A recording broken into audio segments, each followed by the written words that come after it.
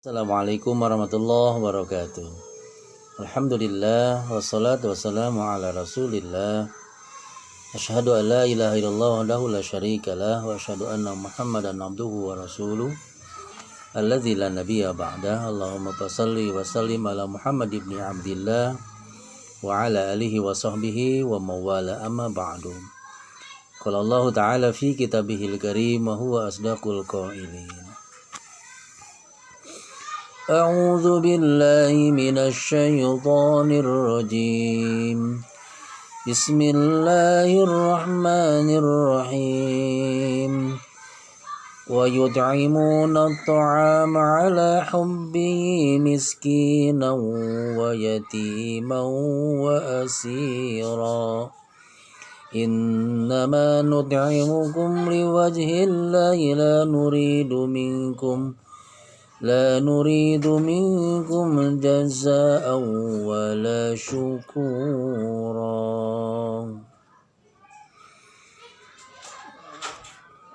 Dan mereka memberikan makanan yang disukainya kepada orang miskin, anak yatim dan orang yang ditawan,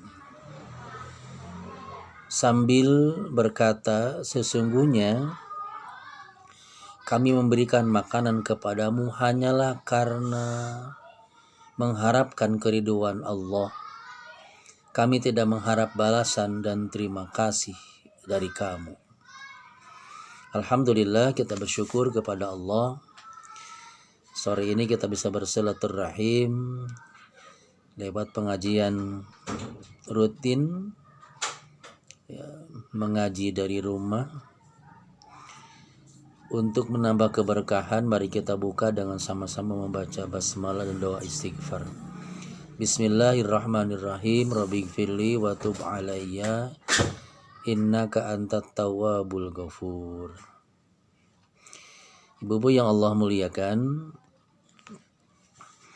ya, saat ini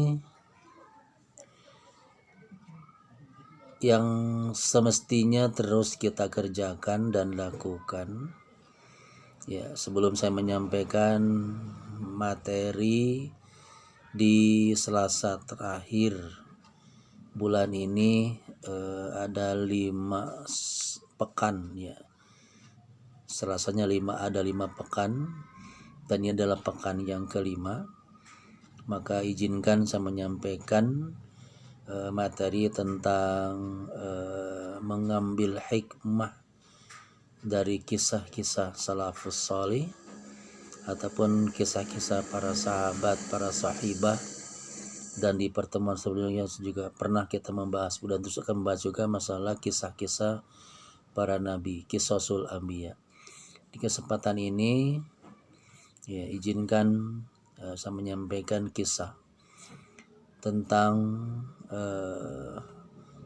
putri Rasulullah Muhammad sallallahu alaihi wasallam, Sayyidatina Fatimah Az-Zahra. Sebelum ke materi, ya, izinkan saya mengajak untuk terus berdoa dan mendoakan sahabat, kerabat, jiran atau tetangga, saudara kita yang diuji, yang terus diuji dengan sakit atau dengan wabah yang masih menghinggapi dan masih ada di sekitar kita. Ya, kita doakan semoga Allah terus memberikan kita perlindungan, penjagaan. Allah jauhkan diri kita semua dan seluruh keluarga kita dan seluruh sahabat kerabat di wilayah kita, dari sekup yang paling kecil sampai yang paling besar, untuk dijauhkan dari wabah ini. Dan semoga yang sedang Allah uji berupa sakit karena terpapar maupun sakit penyakit lain, kita doakan semoga sakitnya menjadi kifarat. Semoga ikhtiar untuk kembali sembuhnya menjadi amal salih, sabarnya menjadi kebaikan, menjadi amal salih, dan semoga keluarga yang mengurus dan menunggunya pun, yang merawatnya pun tetap diberikan kekuatan dan diberikan kesehatan. Allahumma salli wa sallim wa barik ajma'in. Ya Allah ya Syafi, ya Allah ya Kafi, ya Allah ya Mu'afi. Ya Allah, zat yang maha menyembuhkan. Duhai Allah zat yang maha mencukupi. Duhai Allah, zat Allah yang maha menyehatkan. Allahumma ishfihim, ya Allah sembuhkan, sehatkan saudara-saudara kami.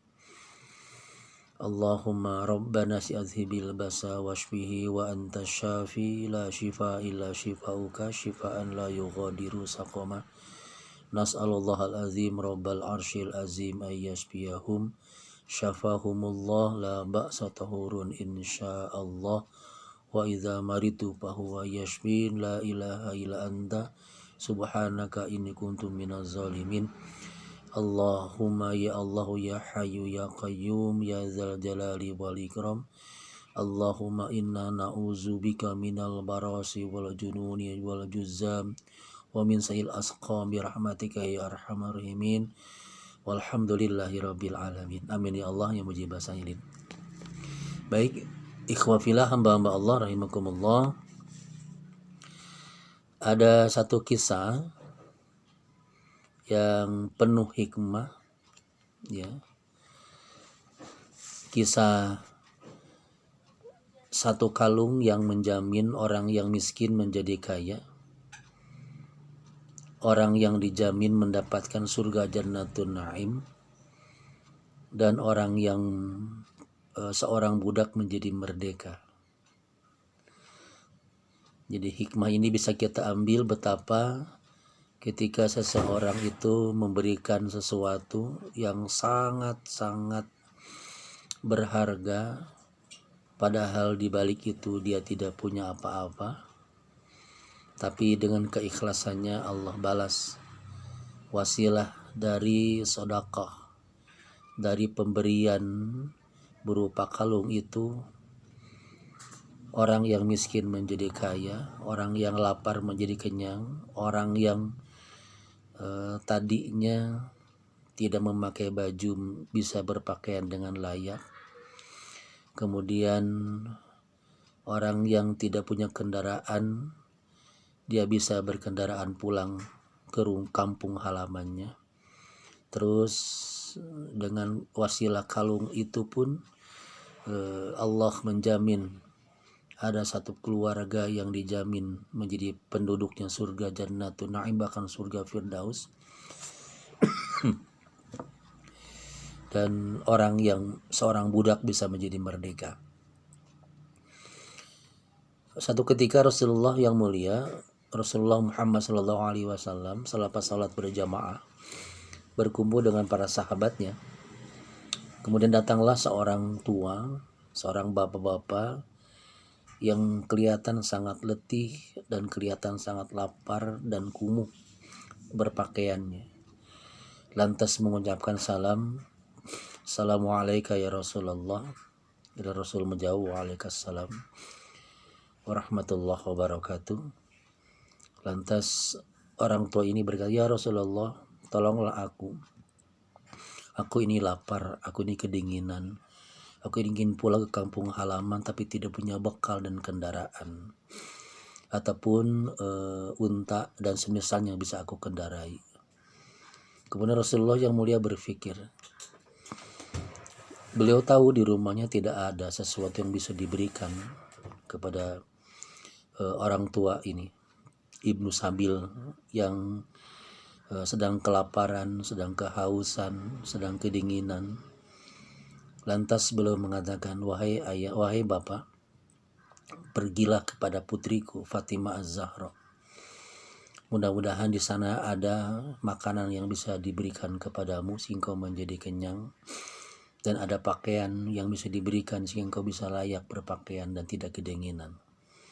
Singkat cerita, berangkatlah orang tua yang renta ini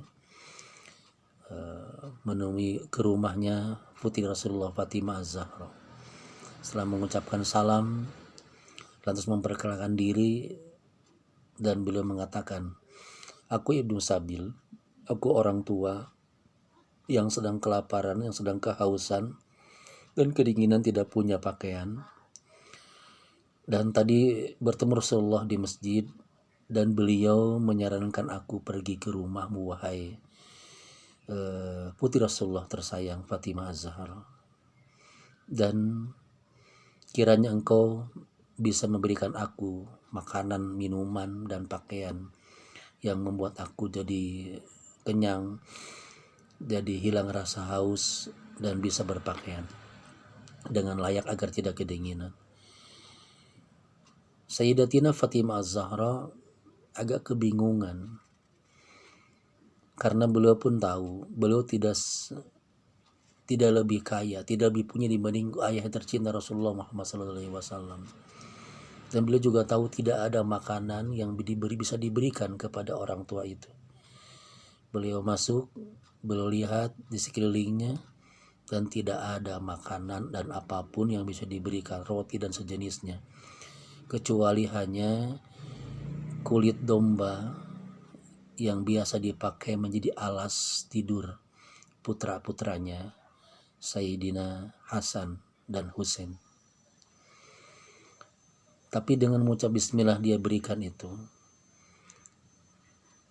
Di balik kebingungannya, kemudian sang bapak ini juga bingung apa yang bisa dia lakukan dengan kulit domba ini, kulit kambing ini. Kata beliau, wahai putri Rasulullah, tidak mungkin, atau apa mungkin kulit ini, kulit domba atau kambing ini bisa membuat aku terbebas dari kelaparan dan kehausan dan kedinginan. Rasanya sulit. Kemudian Sayyidatina Fatimah kembali masuk ke rumahnya. Dia cari lagi apa kira-kira gerangan. Kemudian beliau teringat ya, dengan sebuah kalung yang pernah diberikan oleh bibinya, ya, Fatimah binti Abdul Muthalib, ya, adik dari ayahnya, dari kakeknya. Nah kemudian beliau ngambil kalung itu di tempatnya, dan diberikanlah. Betapa gembiranya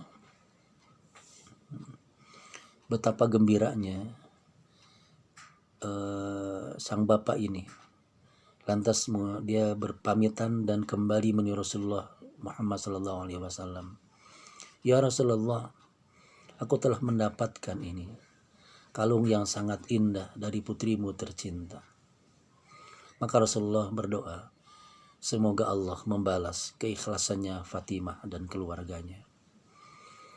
Kemudian di balik itu ada salah seorang sahabat Rasulullah yang kaya raya, Abdurrahman bin Auf, yang dia kemudian menawarkan, wahai bapak, maukah kau jual kalungmu itu kepadaku? Kata sang bapak, melihat itu kepada Rasulullah, ya Rasulullah, bolehkah aku menjualnya? Minta izin dulu. Lantas kemudian, silakan, itu menjadi hakmu dan kau boleh menjualnya. Maka sang bapak berkata kepada Abdurrahman bin Auf, wahai sahabat Rasulullah, wahai Abdurrahman bin Auf, aku hanya butuh makanan, minuman, pakaian, dan unta untuk bisa aku kembali ke kampung halamanku. Maka kemudian Abdurrahman itu membeli satu buah kalung itu, diberi dengan 20 dinar, 100 dirham, diberinya roti dan daging serta pakaian, serta diberinya unta untuk pulang ke kampung halamannya. Betapa gembiranya sang bapak ini ketika mendapatkan itu semua. Lantas beliau berkata kepada Rasulullah, ya Rasulullah, aku menjadi orang yang kaya saat ini. Aku ucapkan terima kasih kepada Allah dan kepada engkau.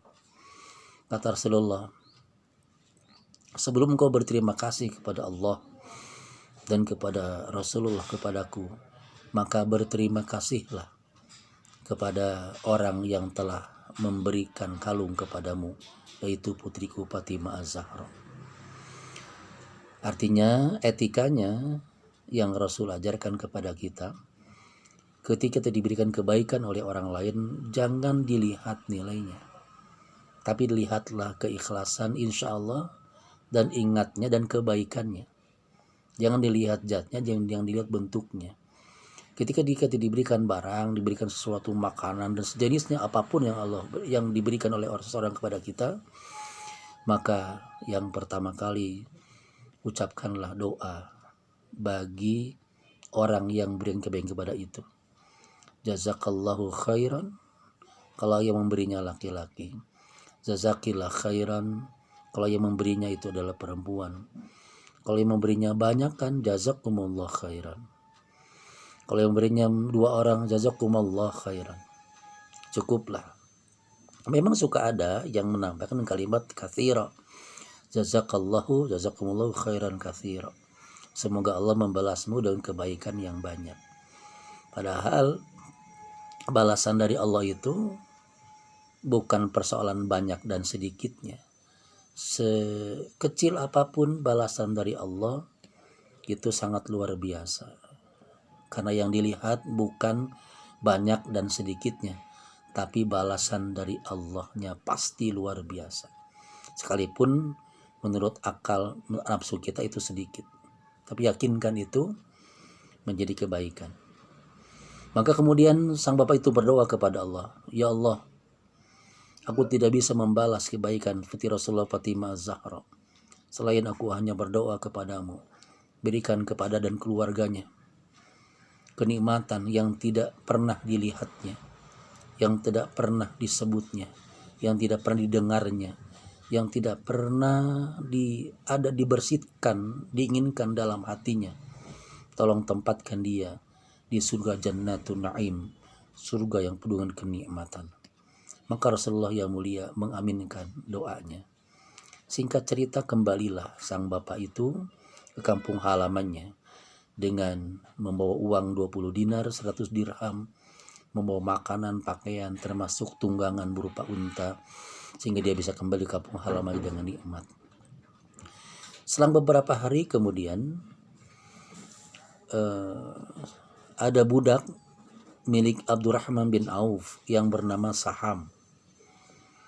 Dia datang menemui Rasulullah Muhammad SAW. Setelah mengucapkan salam, ya Rasulullah, aku hendak mengembalikan kalung ini dan Abdurrahman majikanku telah menghadiahkan ini kepadamu. Jadi kalung itu dihadiahkan Abdurrahman bin Auf kepada Rasulullah, dan juga aku sebagai budaknya dihadiahkan pula untukmu. Maka Rasulullah tersenyum mengucapkan doa, jazakumullah khairan. Setelah itu, wahai Saham, pergilah kepada Fatimah, putriku, berikanlah kalung ini sebagai hadiah kepadanya, dan juga engkau sebagai budaknya. Ya. Pergilah Saham kepada rumah Fatimah, kepada Fatimah Az-Zahra, Sayyidatina Fatimah Az-Zahra. Setelah sampai, berikanlah kalung itu kepada beliau dan mengucapkan, wahai putri Rasulullah, ini adalah kalung yang diberikan ayahmu kepadamu dan aku sebagai budak beliannya. Dengan berlinang air mata dan kemudian tersenyum, terucap doa jazakallah khairan. Lantas diterimalah kalung itu. Kemudian dia mengatakan Saham itu. Kemudian Fatimah berkata, wahai Saham, mulai hari ini engkau menjadi orang yang merdeka. Engkau bebas dan tidak terikat perjanjian apapun dengan aku. Kemudian tersenyumlah Saham. Ketika melihat Saham tersenyum, Fatimah, Sayyidatina Fatimah Az-Zahra penasaran dan berkata, wahai Saham, apa gerangan yang telah membuat engkau tersenyum? Kata Saham, demi Allah, dengan keikhlasan seorang hamba Allah, Sayyidatina Fatimah Az-Zahra, putri Rasulullah, dengan keikhlasannya orang yang miskin menjadi kaya. Siapa tadi? Bapak yang tadi, yang dia tadinya lapar, tadinya miskin menjadi kaya, menjadi kenyang karena wasilahnya kebaikan, keikhlasan engkau memberikan kalung dan dibeli oleh Abdurrahman bin Auf. Kemudian dengan kalung ini pun Allah telah menjamin surga bagimu, dan doa dari seorang bapak tadi sebagai ungkapan rasa terima kasih kepadamu karena beliau tidak bisa membalas, tidak membalas dengan doa dan kebaikan untukmu, dan Allah tetapkan surga Firdaus Jannatun Naim akan kau tempati dengan keluargamu. Dan kemudian ketiganya, dengan kalung itu seorang budak menjadi merdeka, menjadi terbebas dari segala macam perbudakan dan menjadi orang merdeka, bebas berbuat apapun dalam makna dia tidak terikat dengan majikannya. Wallahu a'lam bishawab. Ikhwafillah hamba Allah rahimakumullah. Makanya kemudian keikhlasan ini menjadi latar belakang, menjadi alasan, menjadi syarat diterimanya ibadah apapun. Wa ma umiru illa liya'budullaha mukhlishin lahu dinahu hunafa. Dan tidaklah diperintahkan mereka ya kecuali dalam melaksanakan ketaatan dalam beragama, kecuali dengan dasar ikhlas dalam menjalankannya. Dan itulah kemuliaan. Mudah-mudahan kita menjadi orang-orang yang ikhlas dalam menjalankan hal apapun, termasuk keikhlasan dalam menjalani kehidupan yang masih belum normal, dan yang jelasnya hal ini pun diabadikan di berbagai ayat, termasuk di surat Al-Insan ayat 9 dan 10, 8, 9 dan 10, yang menandai bahwa dalam memberikan kebaikan sesuatu apapun, maka tetap seyoginya adalah harapannya hanya mengharapkan ridho Allah Subhanahu wa taala. Wa yutimuna ta'am ala hubbihi miskinan wa yatiman wa asira. Dan mereka memberikan makanan yang disukainya kepada orang miskin, anak yatim, dan orang yang ditawan. Ini kasus lain, tapi tetap menimpa dialami oleh keluarga Sayyidatina Fatimah Az-Zahra, yang kemudian tidaklah sesungguhnya kami memberikan makanan kepadamu hanyalah karena mengharapkan ridho Allah Subhanahu wa taala, tidak mengharapkan balasan dan tanda terima kasih. Jadi pelajaran yang terpenting untuk kita, ikhlaslah dalam beramal, dalam memberikan kebaikan bagi orang lain dalam hal apapun. Insya Allah ketika sahabat kerabat kita pun sekarang yang terpapar, maka insya Allah DKM, Majlis Taklim, PKK RW ya, dan dana lain, kita bahu membahu untuk membantu mereka. Insya Allah akan sangat berkah dan bermanfaat. Mudah-mudahan ini hikmah yang bisa kita ambil, pelajaran yang terbaik untuk kita bisa kita nikmati. Ikhlas dalam beramal dan jangan pernah meminta balasan kecuali hanya keridhaan Allah Subhanahu wa taala. Demikian, wallahu a'lam bishawab. Mudah-mudahan ada manfaatnya. Semoga selalu sehat, bahagia, dan tetap istiqomah dalam amal kebaikan. Dan Allah jaga kita dari segala macam wabah dan hal yang tidak kita inginkan. Aqulu qouli hadza wa astaghfirullah li wa lakum wa lakum minkum. Wassalamualaikum warahmatullahi wabarakatuh.